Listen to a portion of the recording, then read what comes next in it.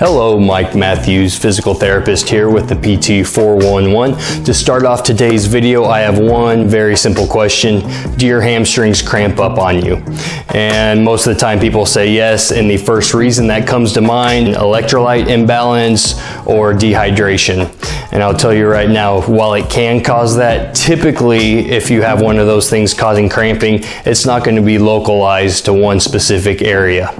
It's going to be much more systemic, and you're going to notice it in multiple muscles throughout the body if that's the case, usually. So if you do experience this locally to the hamstrings, and you do experience this often, especially with the same activities, there could be something else or a few things that are causing it.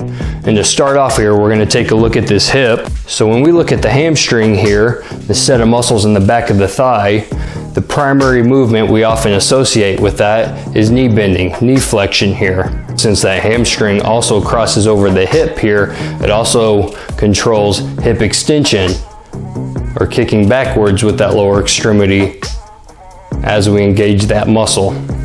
But there's also a very important muscle that helps kick back that hip as well. So I have your glutes right here, specifically your gluteus maximus. Now in a lot of people, we get really lazy. We start to lose this glute muscle less and less, and we start to overwork that hamstring muscle. So now that hamstring muscle, not only is it bending your knee while you're walking or running, it's also having to control that hip extension back there, that propulsion force going forward. And another thing that can occur if we're not activating that glute max muscle properly is now instead of using this short, strong muscle to be able to kick back, and we're using this really long muscle right here, a lot of people end up producing a lot of posterior pelvic tilt right here, and now you're flexing forward at your back and putting your lumbar spine into a very compromising position.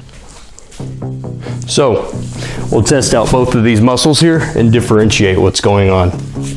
First position we're going to get in here, just a hook lying position, laying on our back, our knees bent. And all we're simply going to do here is a bridge. You can lift up about as high as you can go.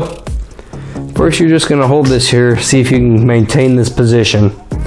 A lot of people just off of this are going to overwork their hamstrings, go ahead and start cramping up on us, and that's indication number one that we're overworking those hamstrings. Next thing you'll do is raise up one of your feet while you're holding that up.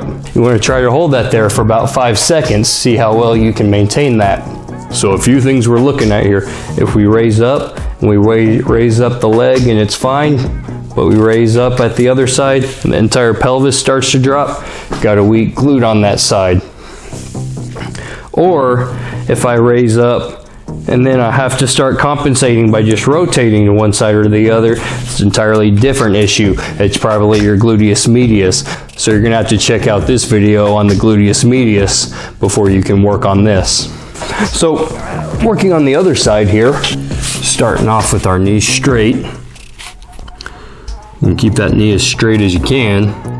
You're going to try to lift and hold for about 5 seconds and see if this is difficult. Now if this one right here is difficult, it doesn't necessarily mean that it's your glute max.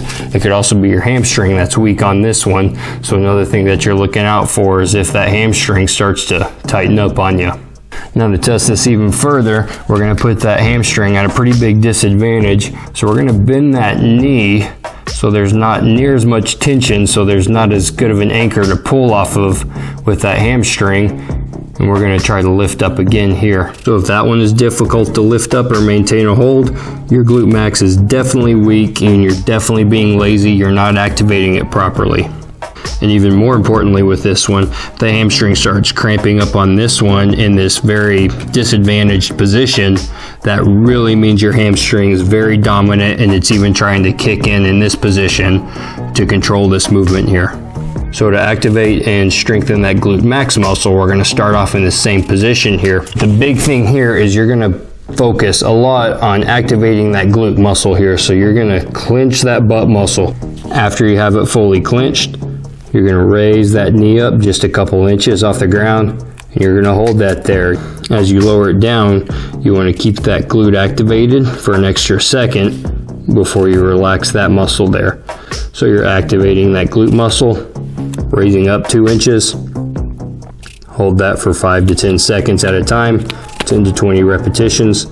Whenever you lower it back down, you'll relax. So, progress this exercise here. You're gonna be on all fours. You're gonna let your lower back just relax down so that you have that nice neutral arch in that low back. And we're gonna do the exact same thing here. You're activating that butt muscle there. You're squeezing it nice and tight just on that one side. You're gonna raise up, keeping that knee in that same bent position. Lower it back down. Set the knee down, then relax that butt muscle. The big thing you want to avoid on this one, as you raise up, you don't want to rotate that entire back. That back needs to stay nice and level with the ground there as you raise up and lower it back down.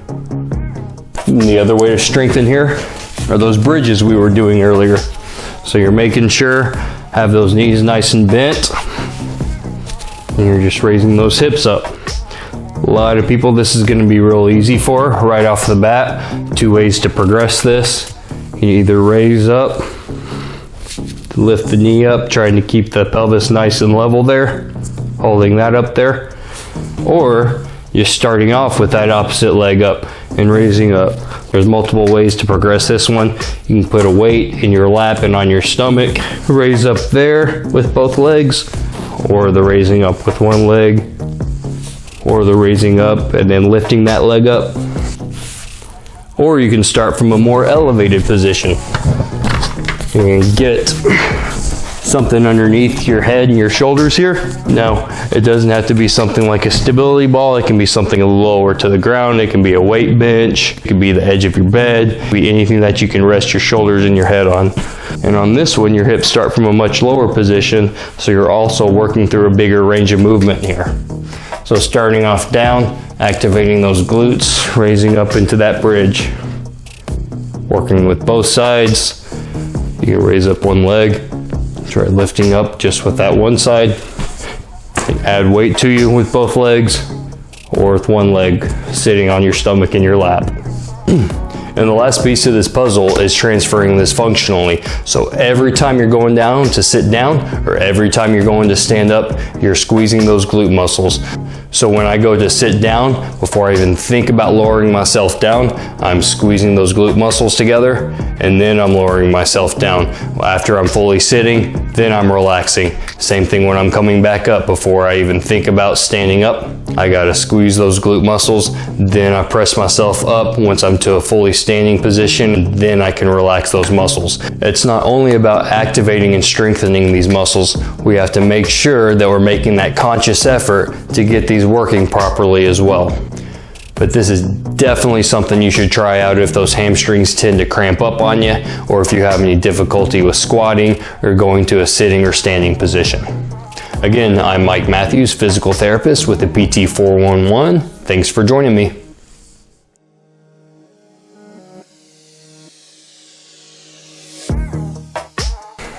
Hey, thanks for tuning in. If you enjoyed this video, head on over to YouTube if you're not already there. Hit the like button, hit the subscribe button. If there's something you'd like me to address in a future video, comment below. Other than that, thanks for joining.